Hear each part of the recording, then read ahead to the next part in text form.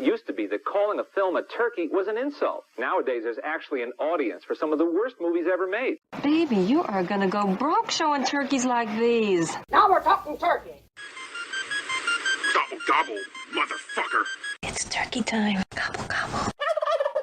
Welcome, everyone, to another episode of Let's Talk Turkeys. I'm Movie Miss, and I'm here with my co-host, as always, Miss Nikki Flicks. Hello, ma'am. What's up, y'all?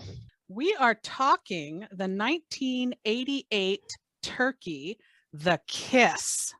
The road to ruin is paved with different boyfriends. Do you think I'm old enough to have sex? Well, that depends. It's up to you. What's the rush? I think I'm the only virgin left out of all my friends. Well, as embarrassing as that may seem, do yourself a big favor and wait till that someone special comes along. Did you? Oh, yeah. I picked a real winner. So, he was voted the Mickey Dolenz lookalike in high school. Back then, I thought he was terribly romantic. Now, I'd vote him as having the personality of this head of lettuce. Anyway, he asked me out, and I died. And afterwards, we checked into this very glamorous motel room, and we sat there drinking our lemon gin and 7-Up. Very chic. And things started getting very hot and heavy. And, Brenda! What? Tell me! Well, soon, one thing led to another, and we started to do it. Did it hurt? Are you kidding? It hurt like hell. No, I was ready for that. What really freaked me out is, it was pitch black by now. And I looked down, and something was glowing in the dark. And it was his thing. It was glowing green. What? He was wearing a glow-in-the-dark condom. Can you believe it? Oh, could I? Well, I lost it. I started killing myself laughing, and I couldn't stop. Oh, poor guy's probably still seeing a shrink over me. You're Jack? Yes. I'm sorry, I didn't expect to meet you this way. I'm so embarrassed, I should have called. I'm Felice Dunbar. Hillary's sister? Hello, this is Amy, our daughter. Amy, you don't know how much I wanted to meet you. You were at the funeral. Yes, I was. I didn't realize you were there. It would have been all right for you to be with us. Aren't you going to give your aunt a kiss?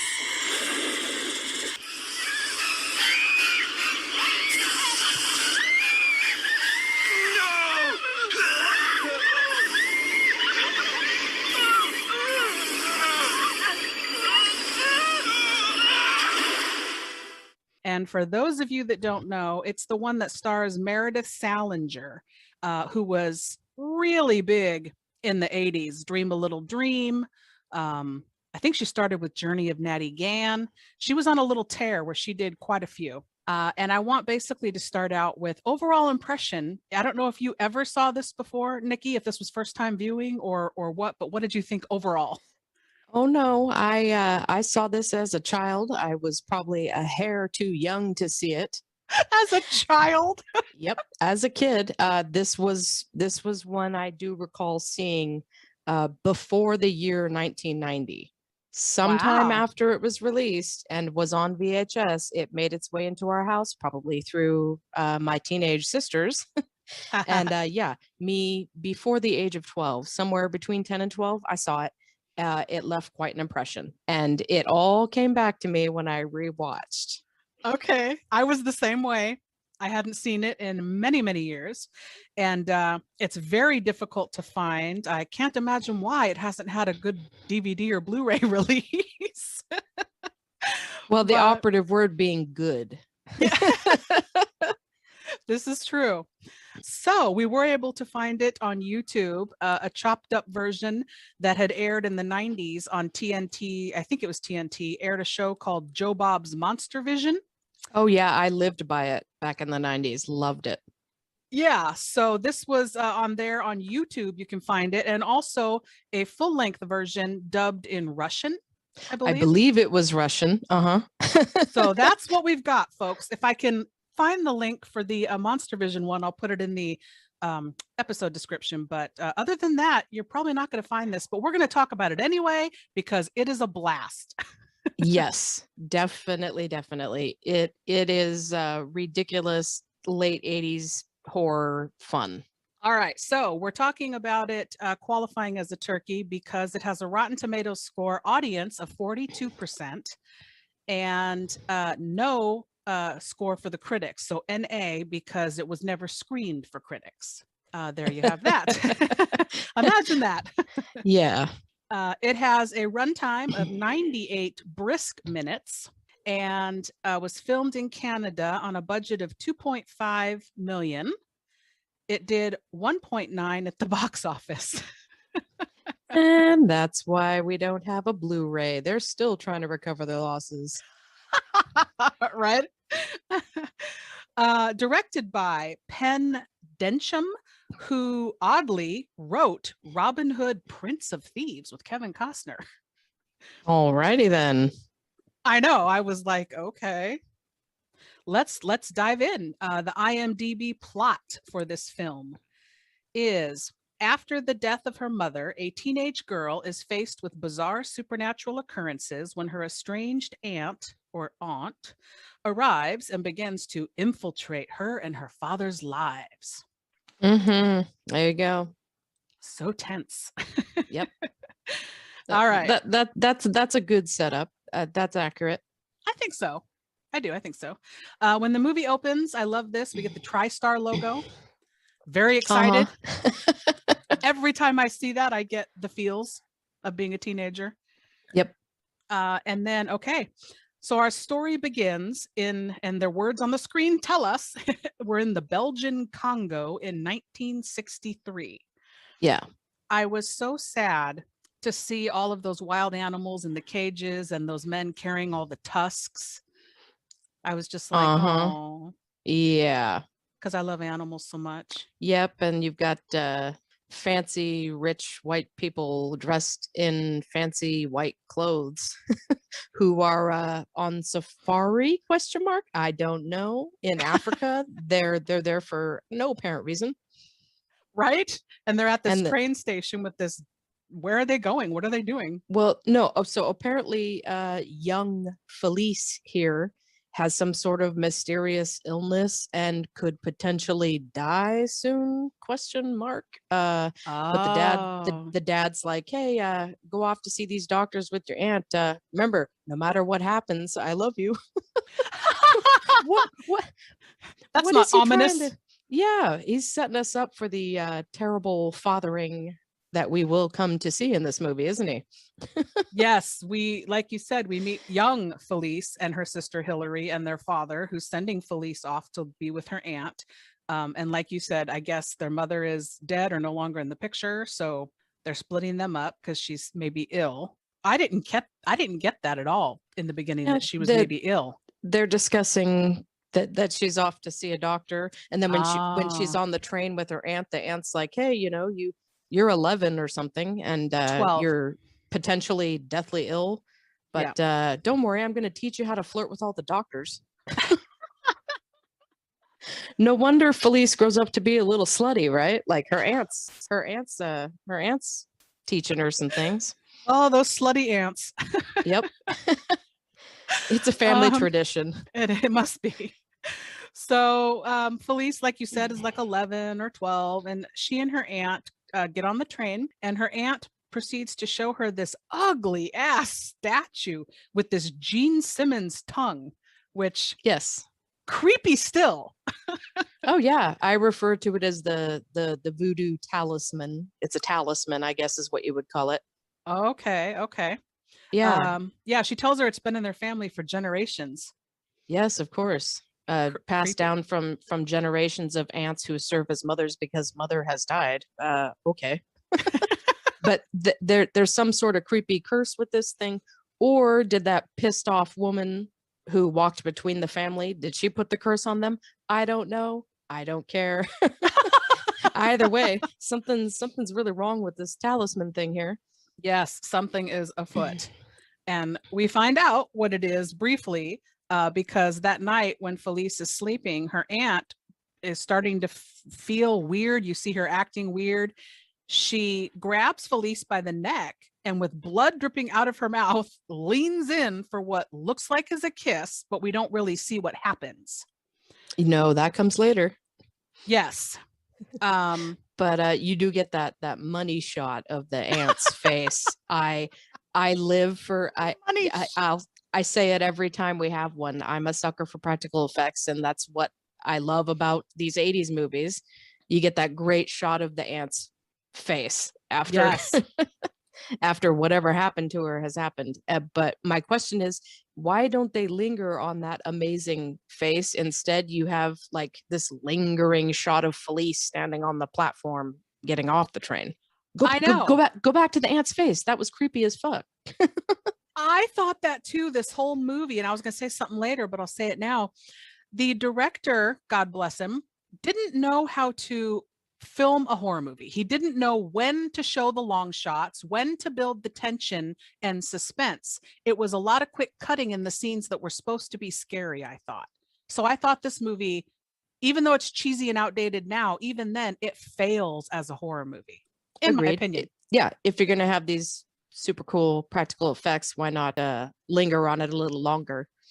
Yeah, but instantly I'm like, oh, okay, so we're dealing with somebody who isn't going to take advantage of that cool practical effect that's happening. Got it. Okay, now I know what I'm in for. Absolutely. And then, like you said, we see Felice on the platform exiting the train with the statue. And one of the attendants on the train stumbles on desiccated, deceased-looking aunt. Mm-hmm. And what I thought was weird about this, blood all over the walls. Right. From what? Yeah. What? Why? Huh? What? I don't know. Well, because they spent a little bit of that budget on some blood, so they're going to use it whenever possible. Damn it. That's why. I suppose. And then we get to fast forward to 25 years later in Albany, New York, and we get to meet grown-up Hillary and her husband and her daughter Amy, who is being confirmed in her church.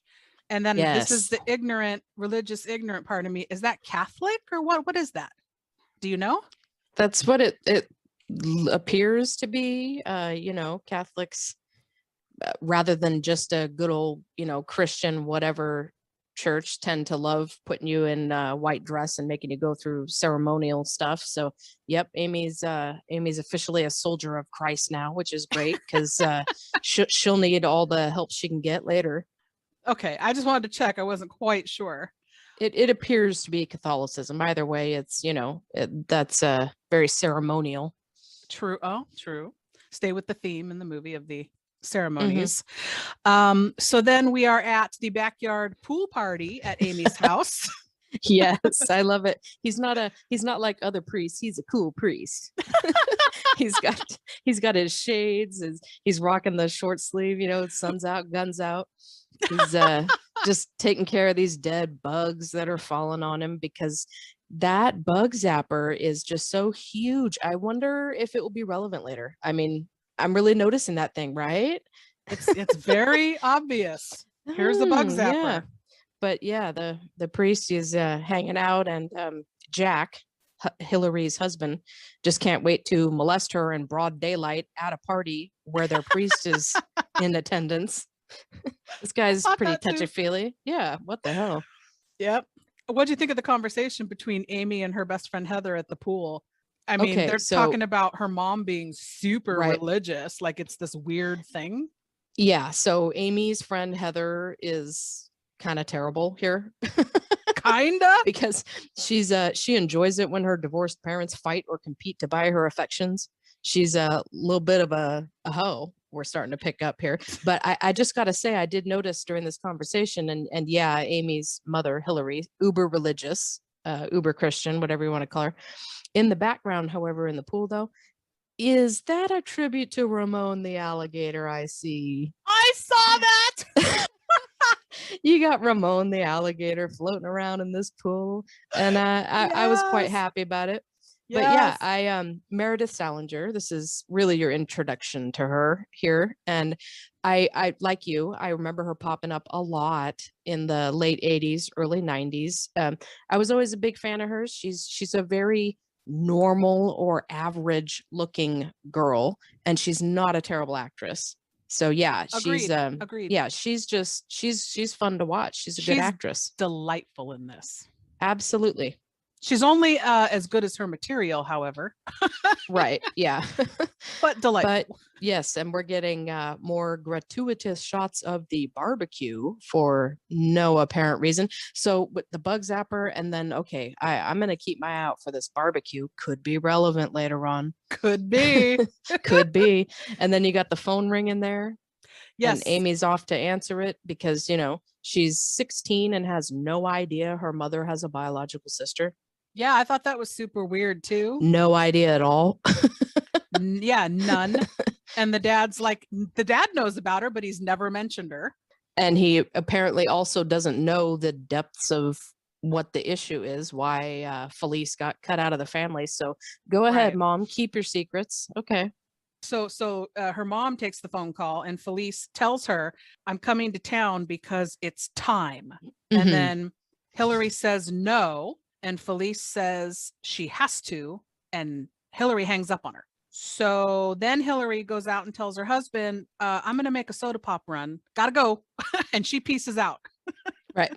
Oh, I love this part. So this is when Amy's cake gets delivered late. Oh, late, yeah. late to the party. Why was the cake not already there? So that we can meet Terry. Yes.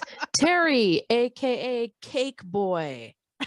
Yeah. I was calling He's- him the lost new kid on the block. Right. Yeah. No. He's very worried that he lost his stud, but hey, Amy has found hers, hasn't she? This guy, Terry the Cake Boy here, showing up late with this cake. And her friend Heather, trashy little Heather, is calling Amy a tramp. Yes. All she did was She suck was on undressed- a stud. Come on. Well, she was undressing Terry with her eyes. And I'm like, you little whore. Yeah. Yeah, exactly. But yeah, he makes it a point to talk about his earring always falling out. And I was like, what? Why do we care? I wonder if that will be relevant later. So much going on. But can we go ahead and get to what the scene that I absolutely love here with Hillary? Oh, yes. So the only other thing I had mentioned before that was Amy. I just wanted to throw out there real quick. Then this little tiny scene with her and the cake boy and her friend. I don't see in this brief scene how Amy is so charmed by him. What is it about him that is so she's enamored with him? He's a cake boy and he wears an earring. What's not to like?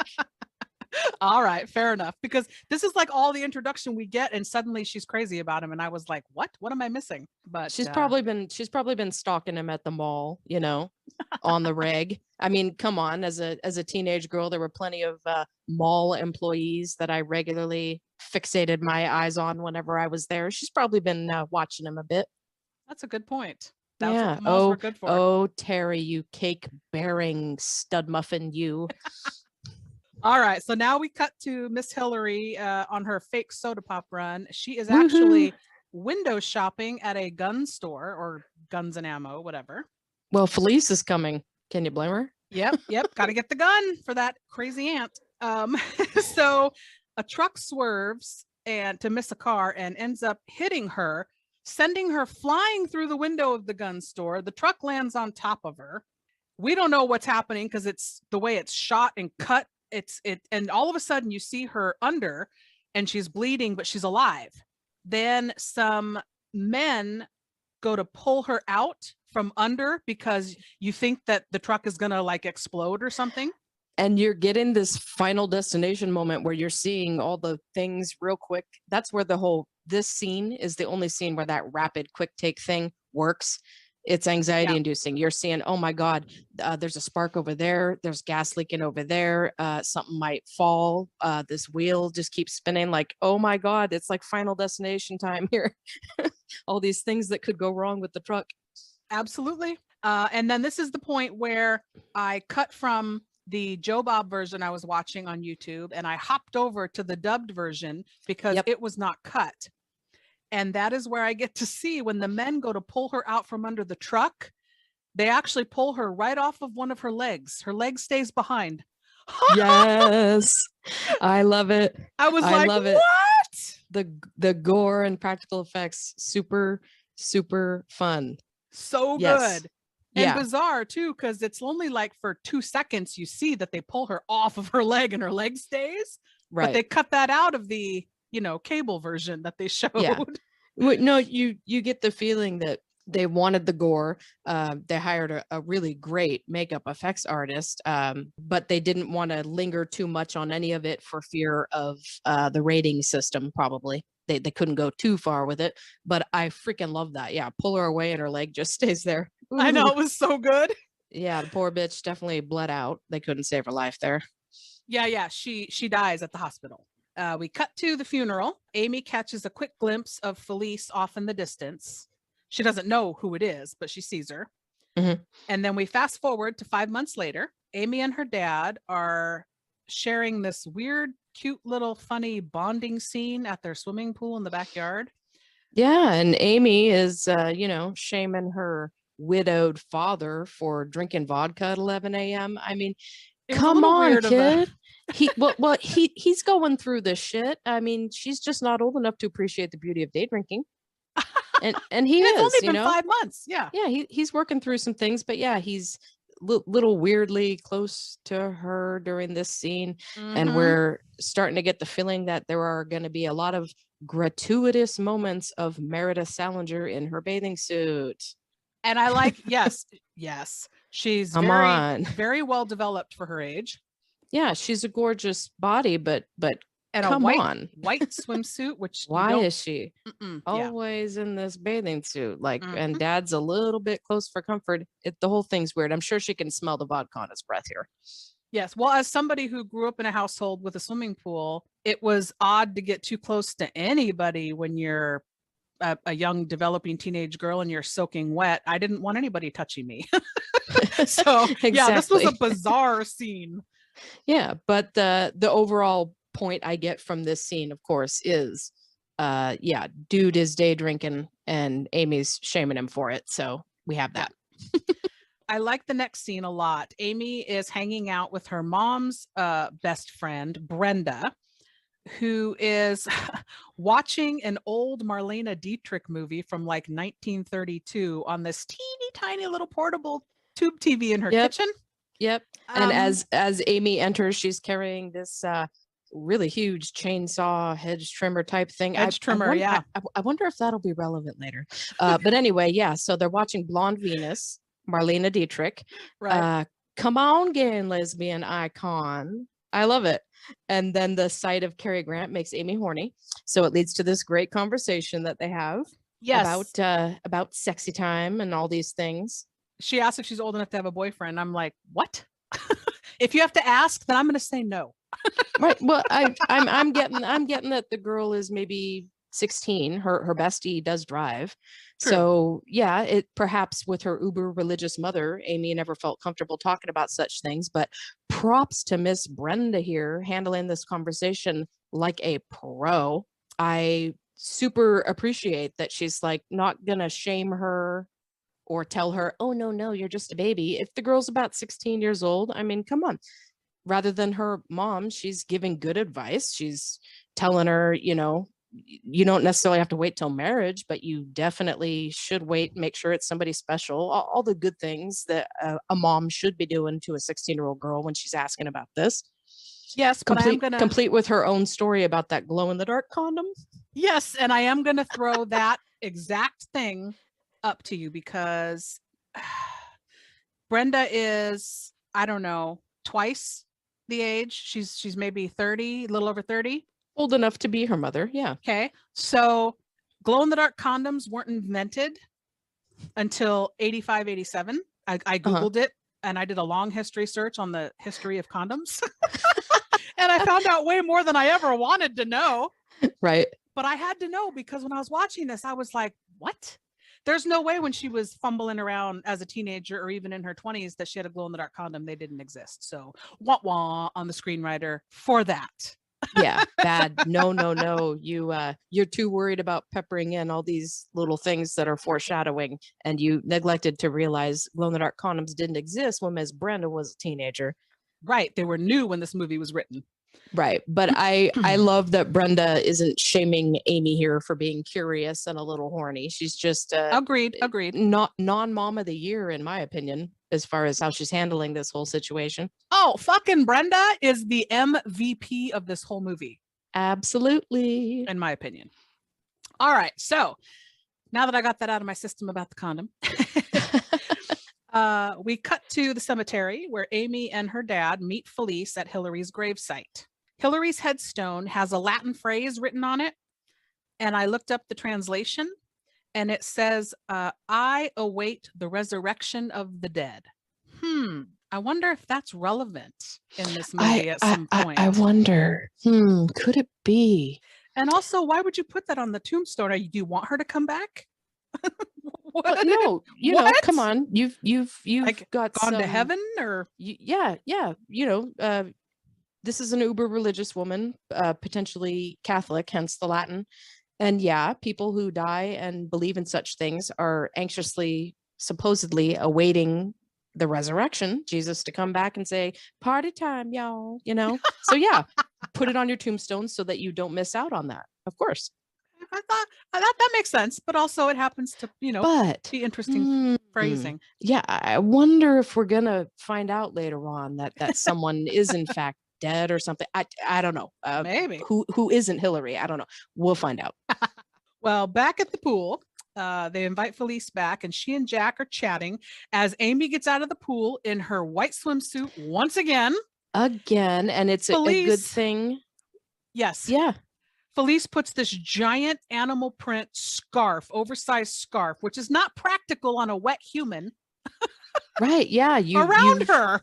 Yeah. Good thing Aunt Felice is here with her thin layer of chiffon to help her niece dry off and stay warm. Yeah. No towel. Nope. Just some chiffon to help you out there, sweetheart. I was like, okay. Felice explains at 18, Hillary came to America and she went off to Europe. They're estranged. So I guess that explains Felice's accent. She's very worldly and European. Sure. Okay. Amy tells, so we find out that she's a model who is also working with some Vita company, like as a spokesperson to promote the vitamin drink. Yes. Okay, because I've got in the next scene that Amy tells her friend Heather all about her. She does vitamins. She's some kind of model. Mm-hmm. I thought this was weird. This movie, on top of everything wrong with it, they also tried to have a whole bunch of like these little subplots and sub themes running through, because we've got voodoo curses, the Terry and Amy thing, Jack's job, Felice with the vitamin stuff, the widowed husband with hooking up with the aunt cliche. Like there's so much going on in this little movie that I was like, what is this vitamin nonsense? What is this now? Right. Yeah. So we've been trained to notice these things and make note in case they're relevant later. But this one's definitely one that seems to not go anywhere. Yes. I mean, she does hook up her connection with this vitamin company. She hooks Jack up with a job through there. Again, I was like, why? Not really gonna pay off or become super important later. Yeah. No, not at all. And then Felice is always wearing her animal prints. I noticed in every scene she's got animal print. Yeah, particularly cat-like animal prints. And then along comes Brenda, who's allergic to cats, and Felice. Yeah, she she starts sneezing when she's around her, and she's like, did you guys get a cat? Yeah. What? Maybe they did and don't know it yet. Have we suddenly started have we suddenly sidestepped into the movie Sleepwalkers? Like, is Felice a cat person? Yes. What is this? Maybe there is some sort of connection between Felice and cats. I mean, All right. the the costume people are definitely trying to lead us down that road, and Brenda's allergies confirm it. So we'll roll with it, right? Let's go. We're going down that road. Yep, she's somehow cat-like. So Brenda shows up and starts sneezing, and then we have Heather shows up to pick up Amy. Jack invites Felice to go ahead and stay at the house.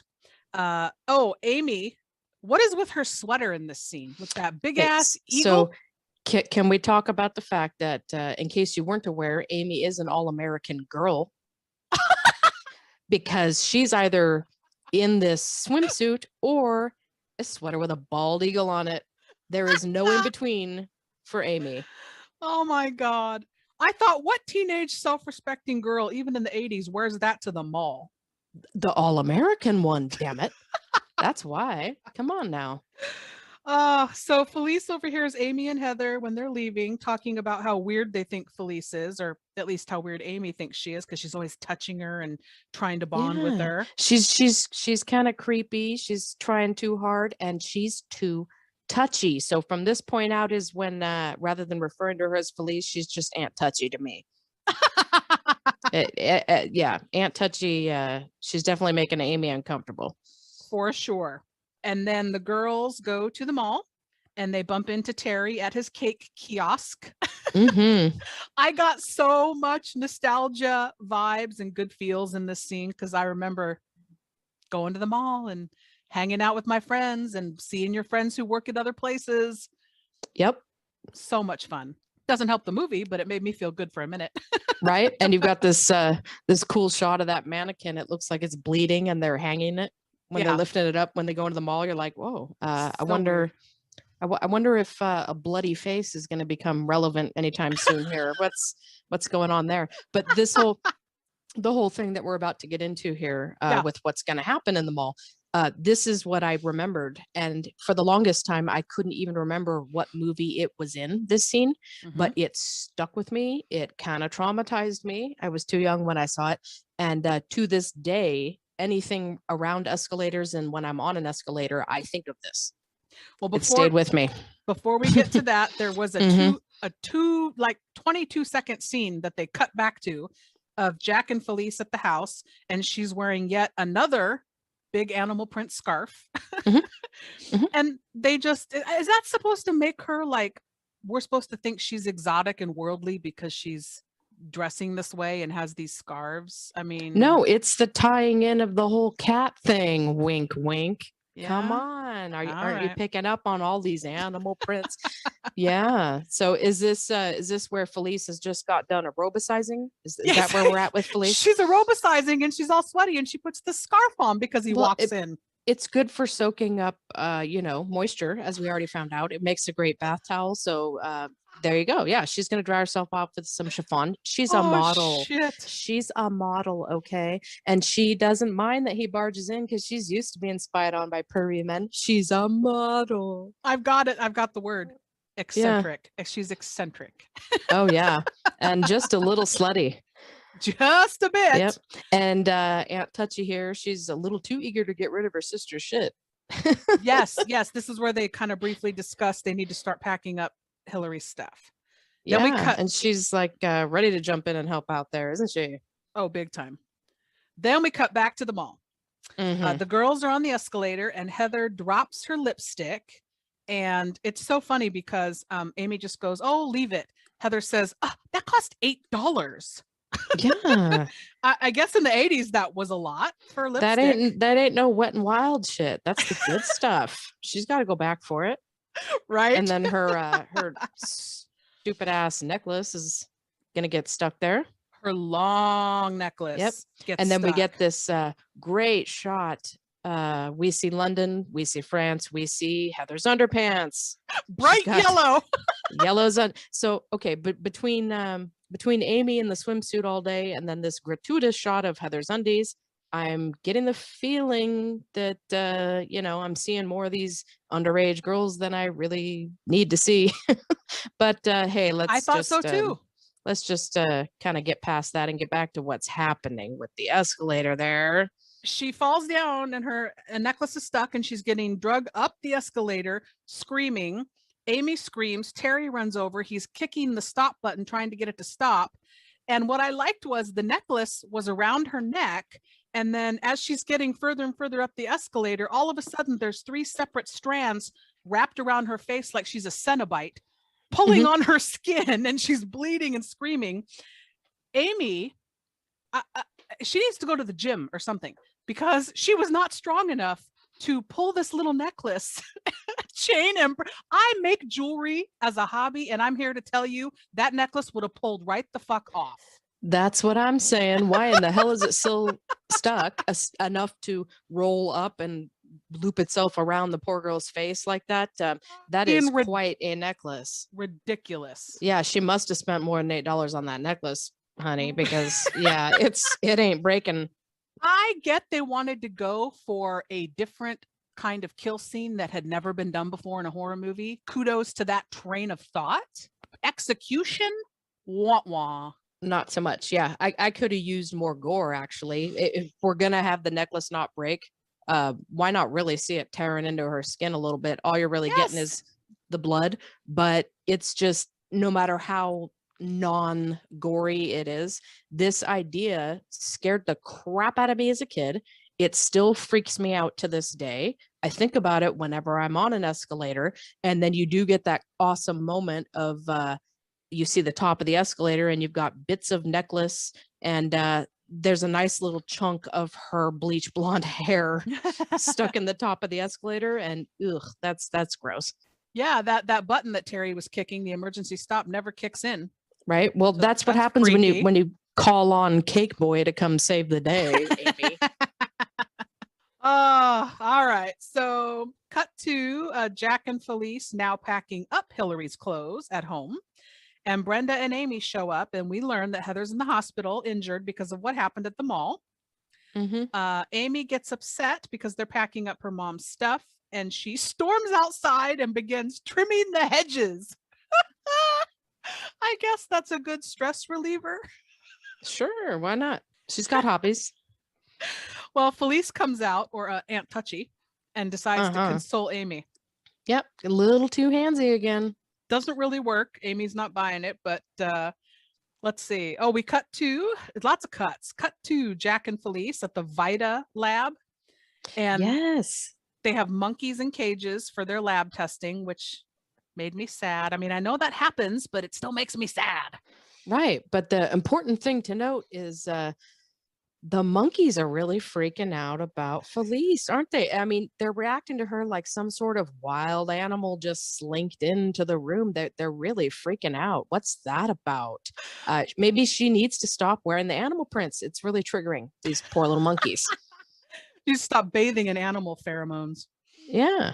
No, I know. Yeah, the monkeys freak out, and I was like, what is happening? And then let's see. Oh, so nothing really comes of that scene, except we learn that, that the monkeys freak out when she gets near, and then Jack is going to potentially have a job working for these people because of Felice. Because Felice is buying her way in with Jack. Okay. Oh, okay. I guess that makes sense. Oh yeah, she's gonna kick him some work, So at home, we see Amy snooping through Felice's room. She finds that creepy little totem statue and Heather's sunglasses with some blood on them in her suitcase. And she gets caught by Felice as she's trying to slink out of the room. What did we think of that? Yeah, I thought good jump scare when Felice shows up. Yeah, it's a good jump scare. And Aunt Touchy's luggage there, her own portfolio, souvenirs from people who've been injured and or killed. And of course, we have the talisman again. Yeah. Okay. So this is what she packs when she travels overseas. All right. Got it.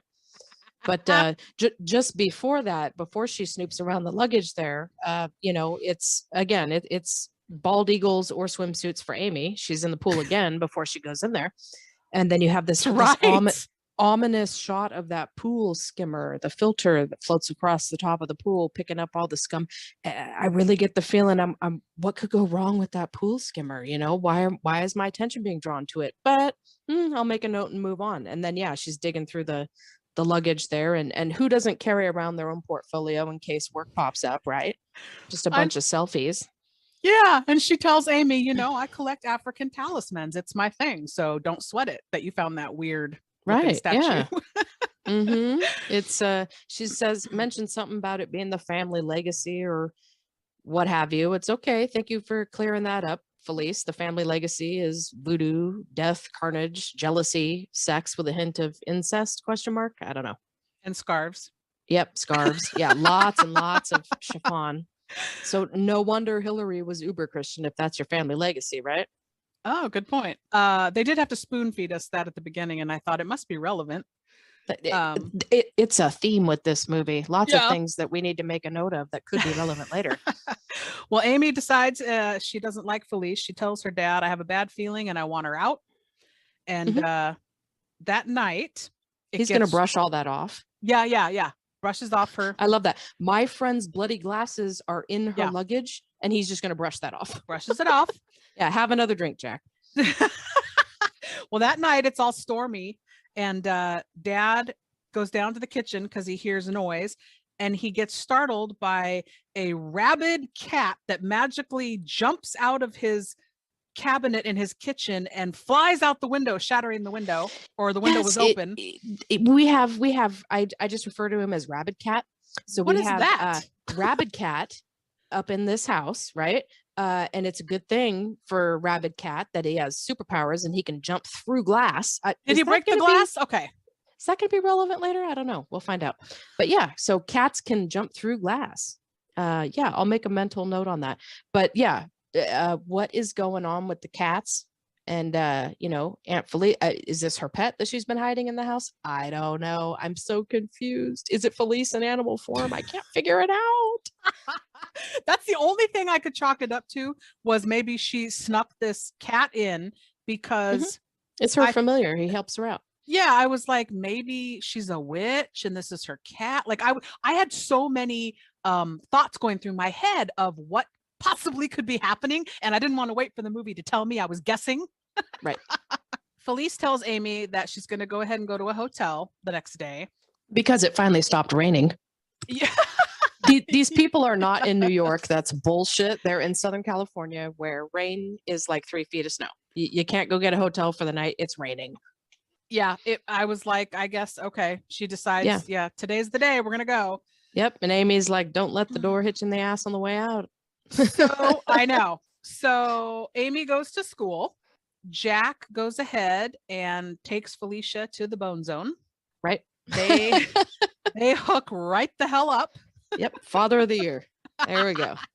There's the widowed husband cliche. Got to latch on the first hot piece of ass that comes along. Yep. Sexy time. And what is with this weird ass psychic connection thing that Amy has with her dad when he's having sex? What? Or is it with Aunt Felice? Who knows? Still. But yeah, Aunt Felice wants her to be thinking about this. Amy is tripping balls over here in science class. She's freaking out with the mannequin suddenly has a beating heart. And then, is she freaking out? Is she having an orgasm? I can't tell what's going on with this girl as she's seeing her aunt's titties and her father having sex with her aunt. Hard to tell the difference. Either way, it does cause her to spontaneously menstruate. What? What? Again, they're just trying to use up this blood they've got. Maybe they just have it by the bucketful and they got to get rid of it. But okay, it's kind of strange. Well, yeah, Amy also thinks it's strange, and she hightails it to the hospital where Brenda is actually a nurse. Yes, the only sane person Amy knows. Yeah, MVP of the movie, I'm telling you. Go to her, please. She tells Brenda that Felice is the reason she got her period early. Which, you know, I guess, because of the weird shit. Right. Well, Amy's really worried that it's because Felice isn't letting her eat junk food. So hold on a minute. Amy had a great idea to go to Brenda, but then she's not really giving Brenda any of the info that might be really useful. She's just concerned about the lack of junk food. Yeah, she's like, she's giving me these vitamin drinks. What? That gives you your period? What? Okay. So, that's good to know that's the only thing you bother to tell Brenda, but then you're going to go tell all the info you should have told to Brenda to somebody who can really help you out, which is Cake Boy. Okay. She gives him the full exposition on all the problems she has with Felice. Didn't bother to tell Brenda all of that. Come on, Amy.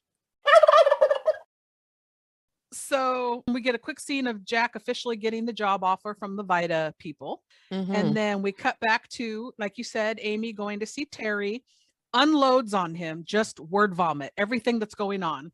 Right? Like she should have done with Brenda. And he tells her he's going to go see her at her hotel and straighten her out. Yeah. Okay.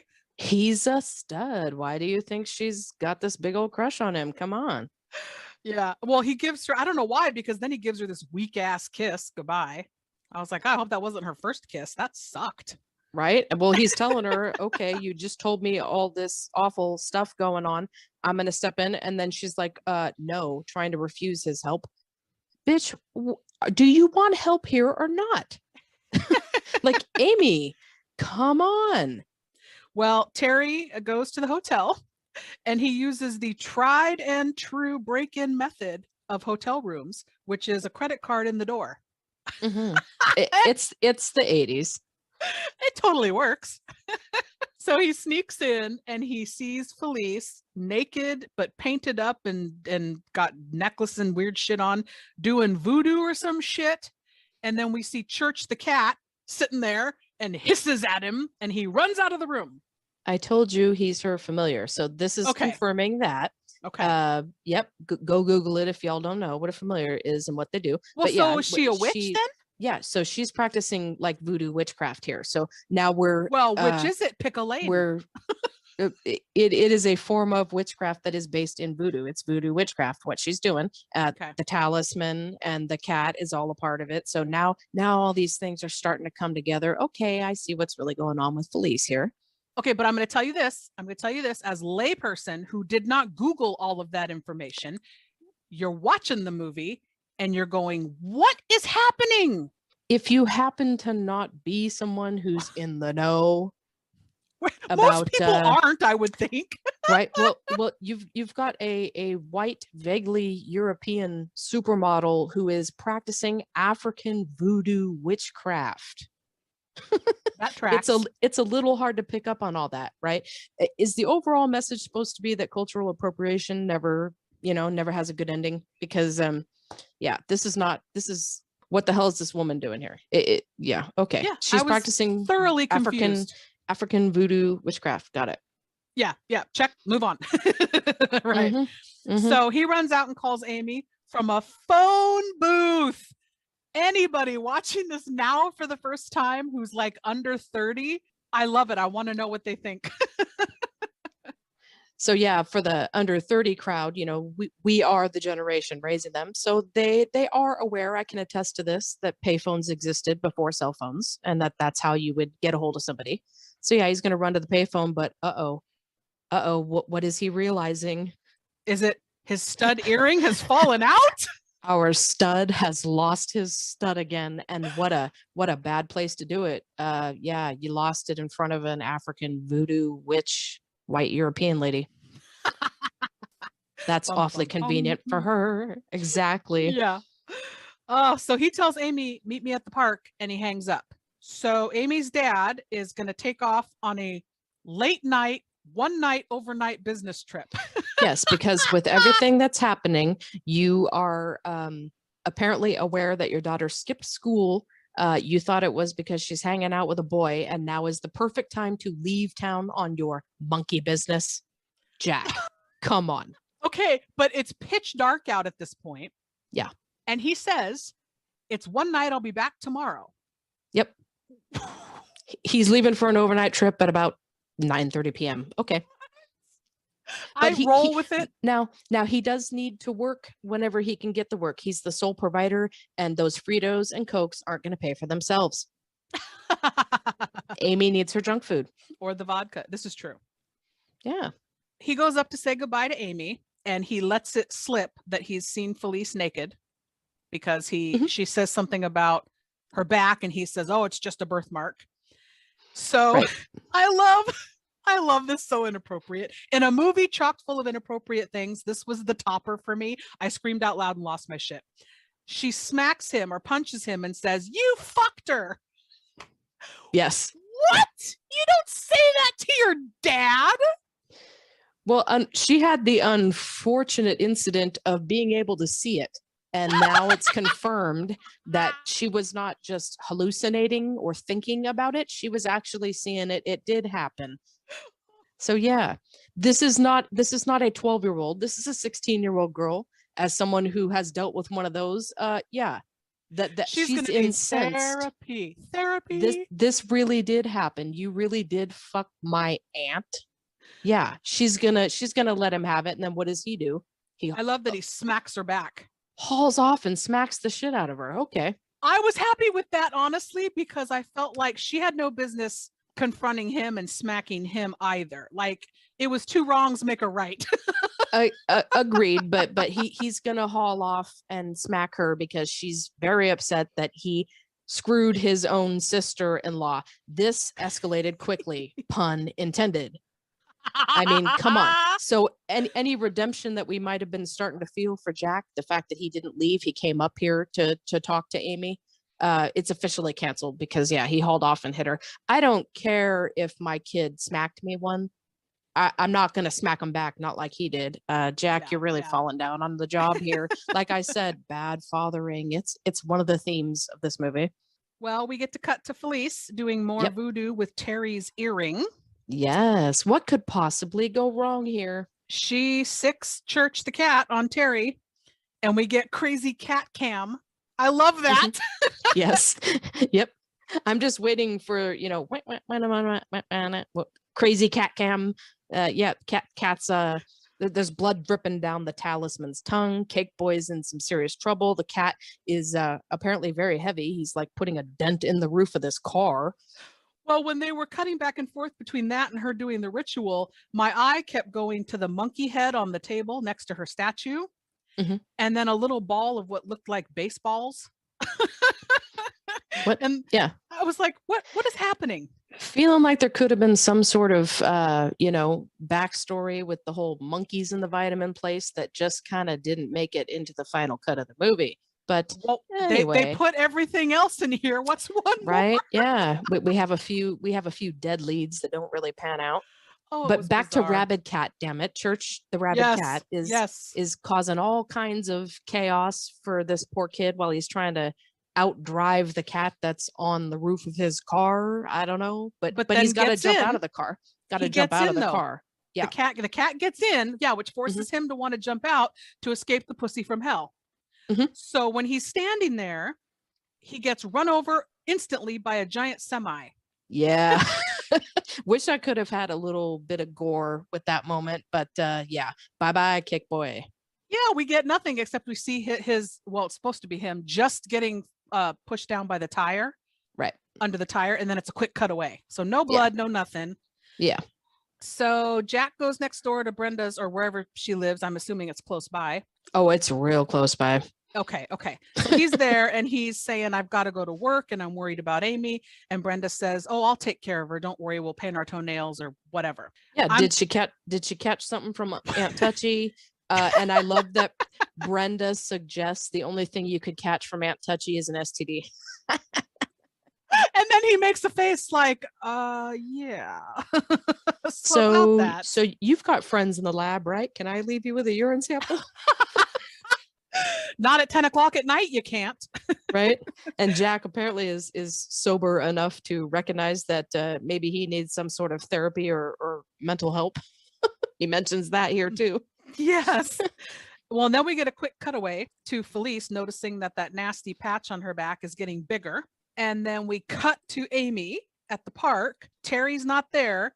And she notices that Aunt Touchy is driving up. And so she bolts. She hightails it out of there. Right. And Aunt Touchy is in slow pursuit. Very slow pursuit. She's fucking Michael Myers. She knows where you're going. She doesn't need to go fast. Exactly. And what does Amy do?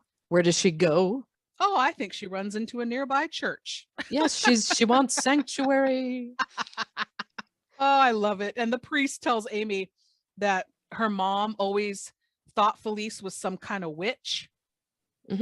And I was like, oh, okay, like a voodoo witch thing is happening. That's where I started to piece it together. Right. Felice overhears and comes busting in And I love Mhm. this. She grabs the Bible and she runs it across the priest's chest, burning him? Question mark. Yeah. What happened there? All right. Well, we just confirmed that yes, Amy's father wasn't fully aware. Amy was not at all aware, but the priest totally in the know about Felice and how Hillary felt about him. But now that she's dead, the priest parishioner confidentiality, we can go ahead and breach it and tell Amy. But yeah, she's a witch, so now we're going to see her actually using her voodoo witch powers on somebody, burning him with his own Bible. Please tell me that you shook your head too. I was like, what? Yep. And poor little Amy here, she just can't wrap her head around this news that her white professional model, vaguely European aunt is an African voodoo witch. Neither can we, Amy. Oh, shit. So she runs off down the hall, and I have to say, please tell me you noticed this too. I was dying. Amy runs down the hall and finds this little hidey hole to tuck away in. Mhm. And there is a large plastic, it's like decor and shit is like stashed in there. And there's this large plastic child, and its mouth is in this open shape of an O, like permanently fixed as an O. I wonder what we might be insinuating these Catholic priests are doing with their spare props. I don't know. Yeah, very weird. I did notice it. What is this? Is this a blow up doll? What is going on here? It's not our priest's blow up doll, because he's a super great guy. But definitely some of the other priests could potentially be getting into some sexy time behind the scenes here. Of all the props you could show, that Right. one's in the foreground. Why? Oh yeah. Okay. So Felice finds Amy, and she stabs her straight through the neck with a giant pair of scissors. Yes. Shout out to I actually looked it up because I wanted to know here who did the practical effects here. Mr. Chris Wallace did the effects for this movie, and while they are a bit light on it, when you do get it, it's awesome. This is actually a guy who Agreed. won an Oscar for his work on The Fly. So super cool that you get to see it go straight through her neck. It doesn't look fake, phony at all. Like, awesome. I wish it was a little more bloody, but it's really cool. And I love it's how a you great see effect. her heal herself, and Yeah, poor she Amy heals faints. right up. Yep. Yeah. Super cool effect. And then again, I thought, witchcraft? How is she magically healed? That's bizarre. Well, as you're gonna come to find out here, All right, don't spoil it. Don't spoil it. we'll know. Yeah, no spoilers on this podcast where we describe the entire plot of the movie. I just need to save it. That's all. Yeah, we got to save the good stuff here. That's All right, exactly what the so- director was thinking. For another movie, he saved it all. Yeah, exactly. So, cut to the priest driving furiously to go warn Jack about what is happening. Mhm. And we see Felice doing a ritual again. And she stabs herself for blood this time. Mhm. And the priest gets in an elevator at Jack's building on his way up to warn him. And he catches a bad case of the spontaneous combustion. Yes, she's got his Bible. So, Yes, please explain. please, if you are listening and if you've listened to other episodes, try not to think too hard about what all this might reflect on me as a human being, Nikki Flicks. But yeah, so this is actually kind of right in line with how witchcraft, I don't know particularly about voodoo, but how you would go about it. So now we're seeing more of her rituals, what she does every time she does it. So the blood that we see dripping down the tongue does come from her. You need something that belongs to the person, and then something you're going to do to it is what's going to happen to them. And she burns the piece of paper from the Bible, which causes him to burn. So that actually kind of adds up in the world of how this type of witchcraft would work.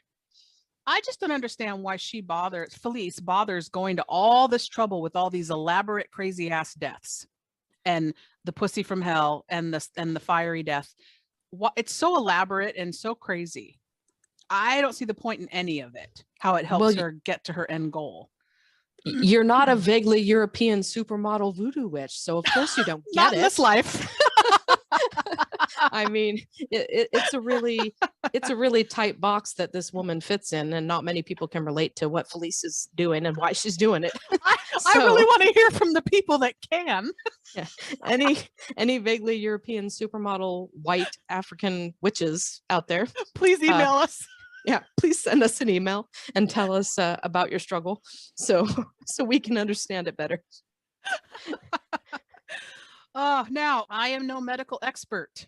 However, Brenda has the lab run Felice's blood sample, and it comes up as the blood of a corpse. No. Okay. So you've got some splaining to do. First of all, there was a line that I love here. One of the lab techs comes in and mentions something about the cops just brought in some road pizza. Poor cake boy. I love that he's getting referred to as road pizza. But then, yeah, the lab tech is doing his analysis, and he says it looks like the blood of a corpse, of a dead person before it's been embalmed. Okay, so I have a theory here. I would love the theory, because this does not fucking make any sense at all. Well, no, it does make sense. She's somehow like undead, which, you know, they were talking about, you were talking about the Latin on Hillary's tombstone. So yes, it's now coming back to further inform us. Felice somehow resembles a cat and also resembles a dead person. Okay, well, this maybe, if you really roll with it, starts to explain why she's hot after Amy. Her body is decaying and dying. She needs a new body. Okay, but no. So my idea here is, how is he seeing? What is he seeing on that blood test that says it's like a dead person? I'm wondering, could it be DMT? So for people who aren't familiar, DMT is a super strong hallucinogen that occurs naturally in plants and can be created in a lab. There's a school of thought that DMT occurs naturally in the body when a person is born and when they die. So maybe he's seeing DMT in her blood, and this explains all of Felice's crazy ass shit that she does. Man, she's tripping balls on DMT all the time. Got it. Okay. It's from the Vitamix lab, people. Yeah, or she's undead. I don't know. Okay. Well, which is it? Are you undead? Are you a cat person? Are you a fucking witch, voodoo priestess? What is it? Pick a lane. Yes. Writers. The answer to your questions. Yes. Fair enough. We just threw it all in and shook it up, and this is what came out. Yep. We threw it on the porch to see if the cat would lick it up, and he did. Yep, exactly. We ran it up the flagpole to see if anybody was salute. I'm sorry. But then can we talk about the fact that after finding all this out, Brenda's on the phone to Jack, who's about to get on a plane, and then she suddenly shows up where he is way too quickly. All these places are really close together, aren't they? They really are. And if they didn't have Uber. Yeah. Don't you think too, so much of this movie could have been solved if cell phones were prevalent like today? You couldn't do this movie today. No. Because there wouldn't be a need to run and drive all the time to where everybody is. Right. Yeah. So we are at Brenda and Jack headed to Jack's house, where Felice has Amy, who is passed out on her bed with some ornate necklace on, candles burning, monkey head altar is there with the bowl of baseballs. I mean, why? If this is anything resembling what has to happen, like in the beginning, when Felice's aunt slips her the tongue and slips her the whatever curse, none of this happened. There was no ritual bullshit. She just leaned over in the middle of the night on a train and slipped it to her. So exactly. I'm like, what the fuck is all this nonsense? Why do we need any of this? Because if none of this was happening, we wouldn't get to see Felice and Jack get it on again. Calm down, Beyonce. That's where that's where the money is. This actress, Joan Pacula, we paid to see her titties. Let's use them again. My God, that's so true. I love the fact that when they're in the car here, Brenda is going, hey, let's call the police. And Jack says, and tell them what? That someone's trying to possess my daughter. Where did they get that? Where did they come up with that information? And then I would love to know, they're not positive whether Amy and Aunt Touchy are in the house. They're just checking, but Brenda leaves. Yes, yes. Why the hell Brenda didn't the leaves. bitch wait? Oh, wait, she didn't wait because she lives about 20 seconds down the street. She must, right? She's instantly at home calling to Yeah, see, are they in the house? She must live so close. So they show up. Okay, so Jack goes in and he confronts Felice, who tells him about the bloodline and the family owes Amy to her. And She needs Amy to survive. yes, and she doesn't have much time. Right. This doesn't track because nobody told us that there's a time limit here. yes, what is that Wait. about? Yeah, this is news. If there's a time limit, why is she going about this in such an elaborate fashion? Thank you. Yes. Yes. White So much. European model African voodoo witches. Anybody out there, please clue us in. Why is Felice's method here so complicated when she's on a time crunch? Well, Brenda calls from her house that's 20 seconds away, and Jack gives her code over the phone that something's not right. She grabs a gun that she has hidden in her laundry room, I think it was, and heads out. We get a quick shot of foaming at the mouth evil cat as Brenda leaves, which comes to nothing. For a second, I was like, ooh, cat. Nope, nothing there. Well, the cat's going to pose a problem for Brenda in a few minutes. He's but getting not right ready. now. He's getting ready. He's getting warmed up. Not even in a few minutes. It only takes her about 30 seconds to get to the house. So he's got 30 seconds to warm up and get ready for Brenda. Well, Amy wakes up and hears her dad and Felice go into the bone zone once again in the other room. Yes, it's not so much for Jack. It's a means of distracting Felice. He's really putting himself out on the line here for the sake of he's sacrificing, saving his daughter. I'm gonna let the supermodel take off her top and bone me. Way to take one for the team, Jack. Yeah, good job, Dad. But can we just say that the reason that they're sitting here boning is because even though she's on a time crunch, Felice has decided to use the power of smizing at him, Tyra Banks style, to get him into bed. Okay, all right. So yeah, but Brenda's back at the house, and yes, they're on their way to Bone Town there. Yes, Brenda actually sneaks Amy out the window and into the backyard. Yeah, and here comes Rabid Cat. Rabid Cat. So, okay, so Felice, did she leave Jack and go start some ritual thing to make the cat attack, or was the cat just there ready to attack? The cat has, so again, please don't wonder why I know so much about these things. So the cat, Too late. The cat is her familiar, and so they have some sort of psychic or spiritual connection. If Felice needs something, the cat's going to pick up on that telepathically and go about his business to help her out. It's like being able to be in two places at once. Well, the cat starts to attack Brenda. I'll let you go ahead and talk about this scene. So the she cat, bests the cat. Right. So Rabid Cat has grown in size, apparently. Thanks a lot, continuity. It's attacking Brenda. So Felice is busy with Jack. You know, they're trying to like bone each other to death. I don't know what's going on there. She's thick about leaving, but he's going to try to not let her because he is trying to stop her from hurting Amy. But yeah, let's talk about the cat for a minute. So he's like doubled in size. He's attacking Brenda. I knew that massive bug zapper was going to come in handy later on down the road. Who wants fried kitty for dinner? I love how she sticks Church up in the bug zapper and fries him up real good.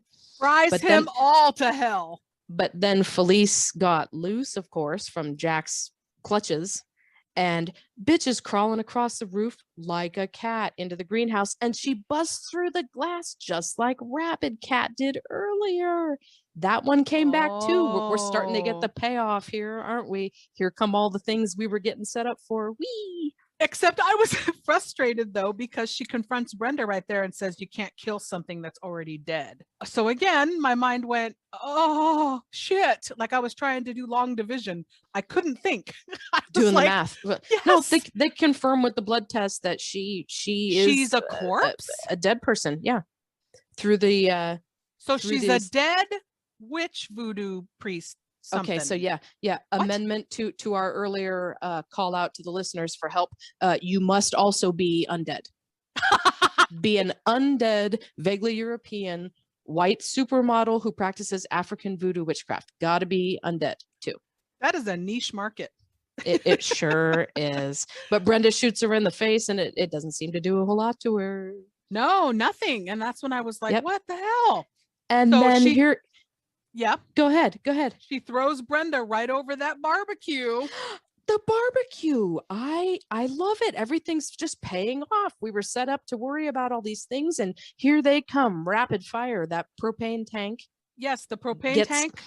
knocked loose, and it apparently is just on all the time, and also has a flame source because Yes! it's spewing fire out Flames over the just pool. Shoot out of it. Yep, which What? we don't have to worry too much about how propane tanks work. Just roll with it, people. I'm not even Come on. Not even gonna rant on it, but yes, flames Oh, shoot out. The idea is absolutely stupid. It's not possible. So the tank rolls over to the side of the pool, continuously spewing flame. Felice traps Amy at the gate and tells her she wants a kiss. So Amy yells for her dad, runs past Felice, trips right by the pool, conveniently. Mhm. Flaming propane tank, still a thing. Felice gets on top of her, opens her mouth, and out comes throat snake of slime. Right. Yeah. With way too much saliva for my liking. It's like, okay, now I see why you hired Chris Wallace to do the effects.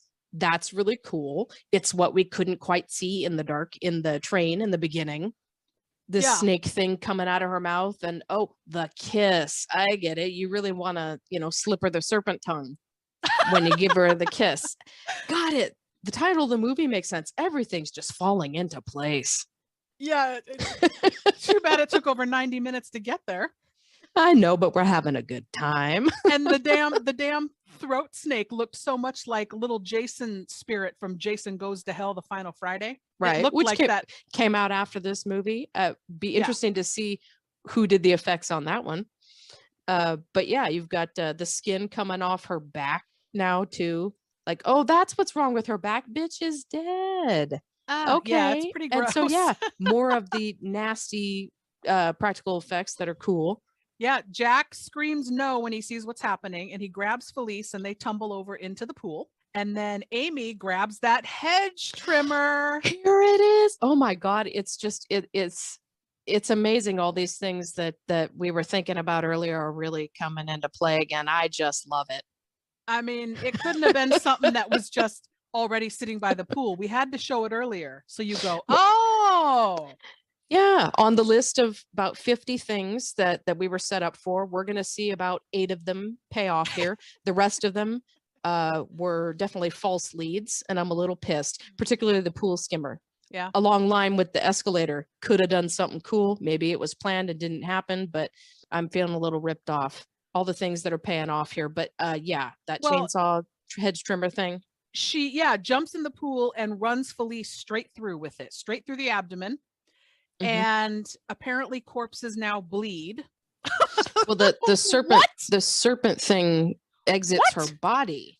She's bleeding though after she gets stabbed, and I'm like, I don't know Yeah. what's happening. The serpent thing is exiting her body as this is happening, Well- and that's what's been keeping her quote unquote alive, But but not her- able to get hurt.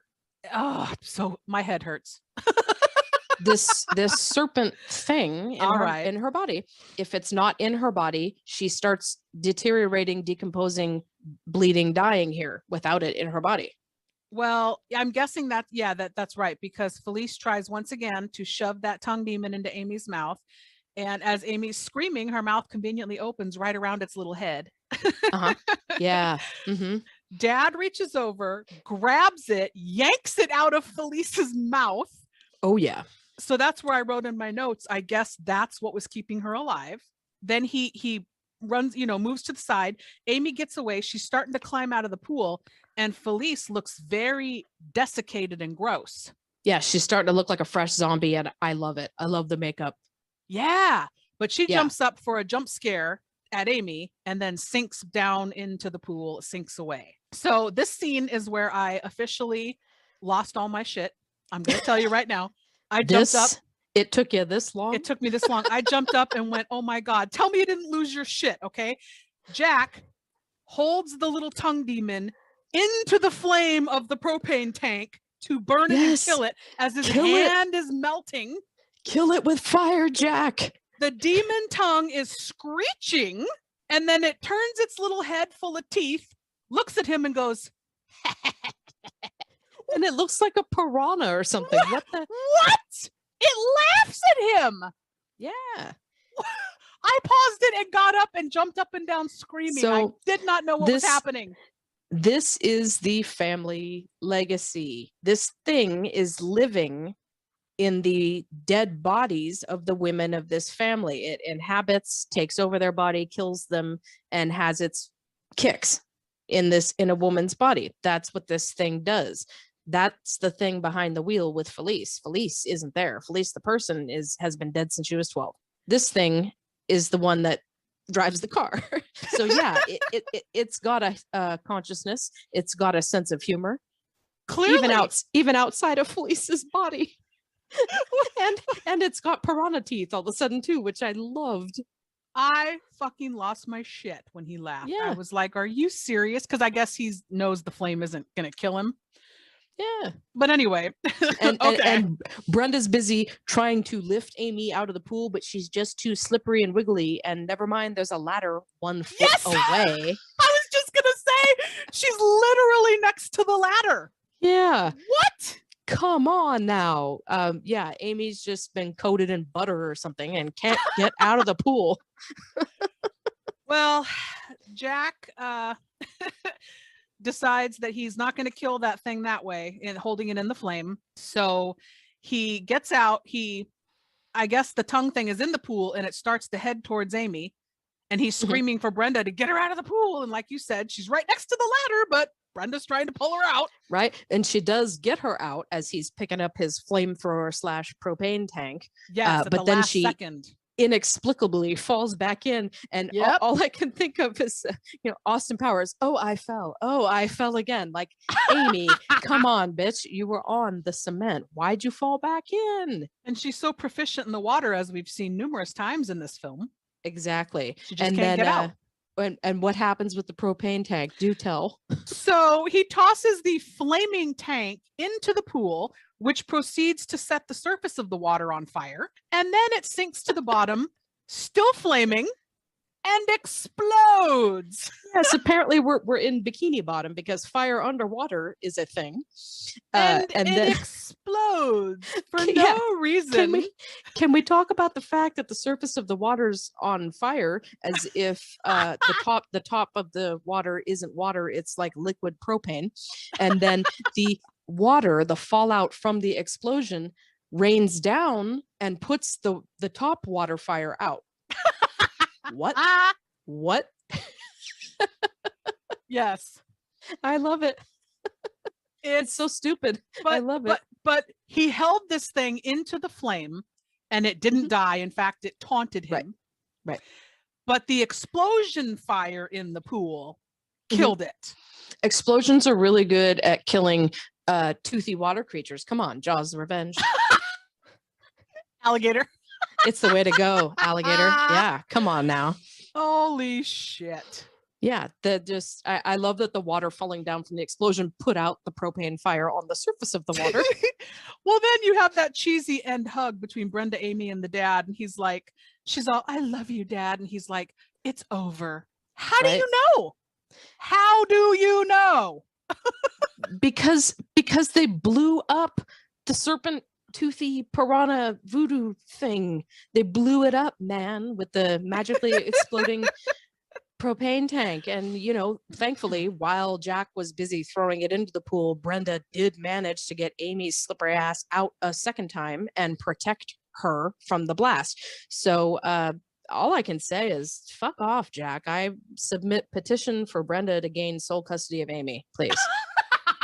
Yes. MVP of the fucking movie. Yeah, my case rests. Petition for Brenda to have sole custody. So that's how the movie ends. It's the end, fade to black. Thank God. Yes. But I had fun. But it was stupid, cheesy 80s nonsensical horror fun through and through. Yes, but less emphasis on the horror because I was not horrified. Yeah, no, I mean, I'm not, it takes an awful lot to horrify me at all. But I was disappointed that it wasn't quite as murderous and gory as it Yeah. could have been. I wanted more of the gross out. That's perfect. And that leads me to my first of my 3 questions for you. All right. Number 1, would you agree then that this needs an upgrade or a sort of a remake, which makes more sense of the supernatural element and is more gory? Would you be on board for that? Because I totally would. Yes, it could definitely use an upgrade. Unfortunately, I think that's already been done. We've seen plenty of movies since 1988 that went with something sort of similar to what's going on here. And if they were to flat out remake it and update it and fix all the problems with it, it would feel like it's been done a few times, not Yeah, just with this that's movie. true. So I don't think it's a fresh enough idea to really make anything come of it. And there are just too many things that are really annoying and problematic about the story here. Don't bother, in my opinion. First and foremost, being in today's world, the idea of this white woman practicing African voodoo witchcraft, no, thank you. I don't want to see that. So you wouldn't want to see Meredith Salinger maybe come back and be the aunt character kind of thing? Nope. She's old enough. Yeah, she's fab. I've seen her in a few things in the last few years. She's now married to Patton Oswalt. I follow him and her on social media because they're really sweet together. But yeah, I'd have to say hard pass on that. I just don't want to see this movie remade. No, thanks. Okay. Well, that mentions, you mentioned her, and that goes to my next question. She had that big run in the 80s, Meredith did, with Natty Gann, Dreamy Little Dream, Village of the Damned, this movie, and then she even popped up in the 90s in Lake Placid. So what eventually is she still acting? What's going on with her? Do you know what's up with her? As I mentioned, she is married to Patton Oswalt, one of my favorite comedians / actors in recent years. And they do have a family. They've got children. So I would think that her acting career is probably intentionally on the back burner. She's busy doing other things. Okay. But yeah, she does pop up a little bit here and there, time to time. I was just curious if you knew what she was up to. And then question 3, are you more afraid now of propane or escalators? I'm afraid of ever having to watch this movie again. So propane, yeah, like I said, as someone who has a basic understanding of science and physics and barbecues, nope, not gonna happen. They don't spontaneously turn into self-wielding flamethrowers. Escalators, however, don't burst my bubble. I still get nervous sometimes with escalators, and I really didn't even remember what movie that came from. What was it that did that? But anytime I see it in a movie or a TV show, something's going wrong with an escalator or there's a problem with an escalator. Anytime I'm on one, I do think of poor little yellow undie-clad Heather and her necklace. It freaks me out. So do I. And I always, when I use an escalator, I wait and step wide, and I step past the first one. And then when I get to the top, I step before it gets to the end. I step over. So I always miss the lip at the top and the lip at the bottom. Yep. Because of this movie. I always double check my shoelaces. Yes. Make sure that my shit's right and tight. I do not want this to happen to me. One of my favorite TV shows, I think, 911. I was going to ask you about that. Not terribly long ago, they had an incident involving an escalator, and I instantly went, "Oh my gosh, this the escalator, some terrible 80s horror movie, but the escalator." Oh man, yeah, I always think of it. Iconic in my mind. Isn't it weird how this cheesy, nothing horror movie that most people don't remember, and something just stuck with us for our whole lives? They had a few cool, good ideas. They weren't executed as well as they should have been, especially when you had such a good effects artist. I mean, come on, wasted in this movie. But yeah, a couple of things that definitely stayed with me. I didn't even remember the name of the damn movie, but they stayed with me. Agreed. All right. Well, I think we can put a pin in this one for now. We'll stick a pin in the voodoo doll and set it aside. Yeah. You saw what I was putting down there. You picked it up. Wink, wink. Are you trying to tell me something? Should I be worrying about this popping up again later? God damn it.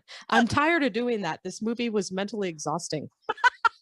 My list of foreshadowing things just got too long. Oh, I'm glad it wasn't just me. All right. Nope. Thank you for chatting this one up with me. And for anybody interested in seeing this movie, like I said, it's very hard to find. If it is still available on YouTube, I will try to put that link up for you. Other than that, hopefully someday you can seek it out, because even though it is painful, we did enjoy laughing at it. Oh, I had so much fun rewatching it. I had a lot of fun laughing at it. In hindsight, it's a lovely little comedy gem from 1988. Amen. And on that note, thank you everyone for listening, and we will see you next time. Goodbye. Bye. Kisses. Aunt Felice is coming to visit. She's like no other aunt you've ever met. The kiss. They never should have let her in the house. Hey listeners, Movie Miss here. Listen, I know you have a lot of options when it comes to podcasts, so thank you for listening to the show. I know everybody says this, but for a fledgling little show like ours that's just hanging on, we just finished season 4, we're rolling into season 5, it would really help us if you could subscribe, rate, and review the show on Spotify, Apple, YouTube, Good Pods. We're also on Pandora, Audible, Amazon Music. It would really help us grow the show and reach more people if you could subscribe and then rate and review, which is really the key part of it. Make sure to be part of our Bad Movie conversation by following us on social media. Interact with me on social media. I'm on Instagram at Movie Miss, which is movie_miss. The show is on Instagram at Let's Talk Turkeys. Also on Blue Sky at Let's Talk Turkeys and Facebook. We're on X. I'm honestly not sure how much longer I'm going to have the show on there, but currently the handle is at Gobble Podcast. Get it? Gobble, 'cause like a turkey. You can also chat with like-minded bad movie lovers in our Facebook discussion group. And like I mentioned, we're rolling into season 5. It is 2025. The show, it's been a wild ride, still going strong. So if you have a movie that you would like to hear covered on the show, let me know by emailing direct at letstalkturkeys, all one word, at yahoo.com. Also, hit me up on socials if you want to be a guest on the show. Always looking for guests. I can assign you a movie, something we think is fun, or you can bring a movie that you think is a bad movie if it has a low Rotten Tomatoes score, or you just really don't like the movie but you like to talk about it. That's half the fun, I think. Again, this goes without saying, but I'm going to say it. Without you, the show wouldn't still be kicking around. So thank you so much for hanging in there with us. I'll be back. Get the fuck out of here. No, I cannot. Get the fuck out of here. Get the fuck out of here. Why don't you get the fuck out of here? Well, get the fuck out of here. Oh, get the fuck out of here. Get the fuck out of here. Get the fuck out of here. You're still here? It's over. Go home. Go.